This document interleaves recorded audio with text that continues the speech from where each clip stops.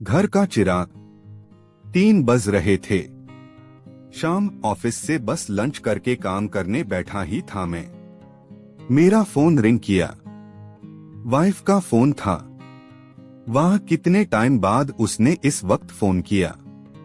वैसे जब शादी हुई थी हमारी तो मैं उसे शुरुआत में रोजाना फोन करके दिन भर का हाल पूछ लिया करता था, पर अब समय के साथ इतना व्यस्त हो गया अपने काम में कि रोजाना फोन करना याद ही नहीं रहता। खैर, मैंने भारी आवाज में कहा, हेलो। हाँ सुनो। उसकी आवाज में बहुत घबराहट थी। क्या हुआ, बोलो। बहुत सहमी सी बोली कि आयान। हाँ, क्या आयान बोलोगी? मैंने थोड़ा गुस्से में कहा। आयान अब तक घर नहीं आया। क्या? कितने बजे छुट्टी होनी थी उसकी? उसके स्कूल फोन किया। स्कूल की छुट्टी 1 बजे हुई है और अब तक नहीं आया वो। स्कूल से तो निकल गया। मैंने फोन करके पूछा था।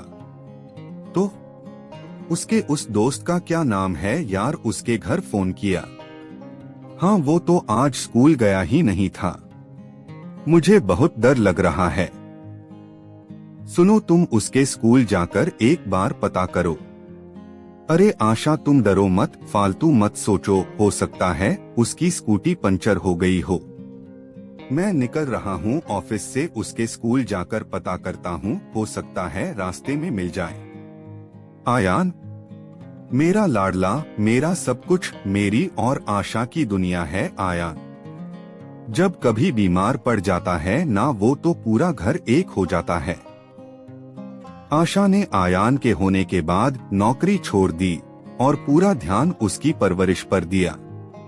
अच्छे स्कूल में पढ़ाई, क्रिकेट कोचिंग, डांस क्लास, पूरा दिन अब आशा का आयान के कामों में कैसे गुजरता है उसे पता ही नहीं चलता। अभी कुछ दिन पहले जब 8th का रिजल्ट आया उसका, उसे स्कूटी दिलाई थी। बहुत जिद की थी उसने कि उसके सारे दोस्त अब स्कूटी पर आते हैं, स्कूल बस से जाना उसे पसंद नहीं।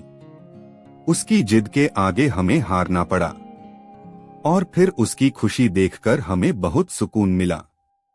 कहाँ हमारा बचपन पूरा साइकिल के लिए तरसा, पूरे घर में एक साइकिल थी। खैर, आयान रोजाना अब अपनी स्कूटी से ही स्कूल जाता है। कहीं जाना होता है आशा को तो ले भी जाता है, सही है। अब आशा मुझसे कम ही लड़ती है, सारे काम आयान के साथ जाके कराती है। अरे साहब आप। भैया, आयान है 9HC में। वो स्कूल में है क्या, घर नहीं पहुंचा अब तक? मैंने गार्ड से पूछा। साहब, स्कूल में कोई भी नहीं है, हमने सारी क्लास चेक की है, सब जा चुके हैं। ओके, ये लड़का गया कहाँ फिर? उसके एक दोस्त के घर गया। उसने कहा कि अंकल वो तो तुरंत निकल गया था, अपनी स्कूटी से पहुंचा नहीं। इतने में मेरा फोन रिंग हुआ अननोन नंबर से। मैंने उठाया तो उन्होंने बोला कि आपका बेटा। क्या? मैं बस इतना सुनकर ही सहम गया था। उनकी आवाज में कुछ था जो मुझे डरा गया। मैंने बोला, हाँ मेरा बेटा घर नहीं आया। आप कौन बोल रहे हो, कहाँ से बात कर रहे हो? एक साथ इतने सवाल मैंने पूछ लिए।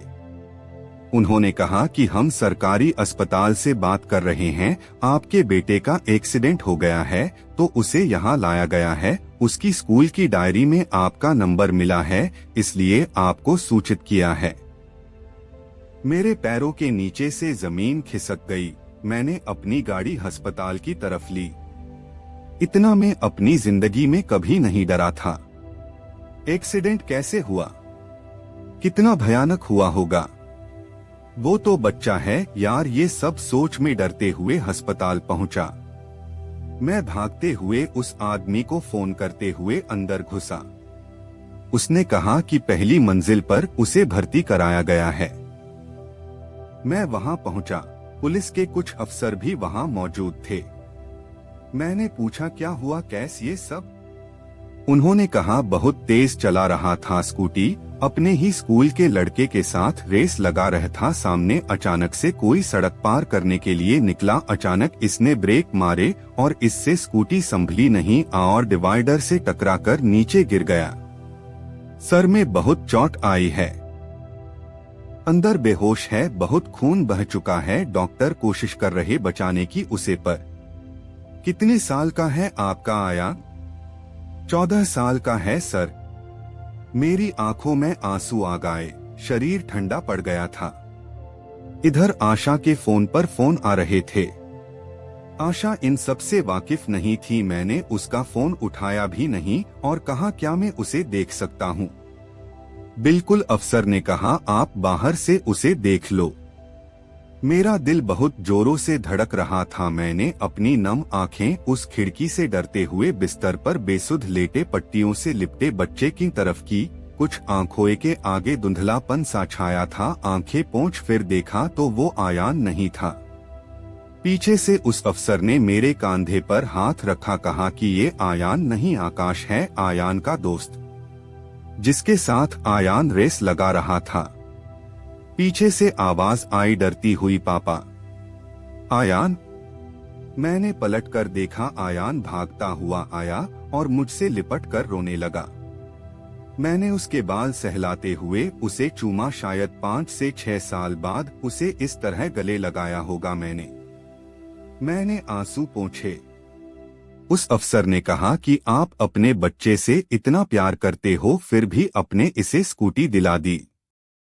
हो सकता था कि आकाश की जगह आयान वहां लेटा होता।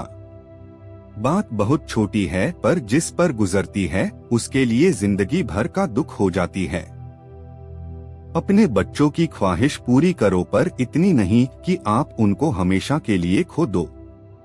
14 साल का बच्चा इतना समझदार नहीं कि वो सड़क पर स्कूटी चलाए। वो खुद की और सड़क पर चलने वाले कई लोगों की जान जोखिम में डाल वाहन चला रहा होता है। आप धनवान हैं, इसका दिखावा अपने नाबालिग बच्चों को वाहन दिलाकर मत कीजिए। अगर आज आकाश की जगह वहां आयान मिलता तो आप भी जो भाई साहब वहां बैठे हैं अपनी धर्मपत्नी के साथ उनकी तरह खुद को कोस रहे होते।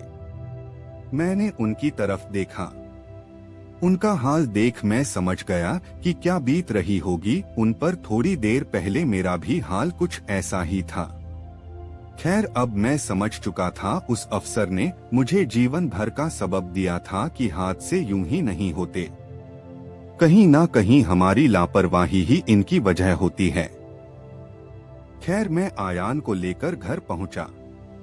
आयान चुपचाप सा था, कुछ कहा नहीं। उसने आशा को रात में आयान के सोने के बाद सारा किस्सा सुनाया तो वो भी रात भर ना सो पाई। बस हम यही सोच रहे थे कि आयान के बिना हमारी जिंदगी में कुछ भी नहीं है। आकाश को डॉक्टर बचा नहीं पाए।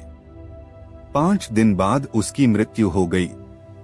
आयान उस शाम से सहमा-सा हो गया।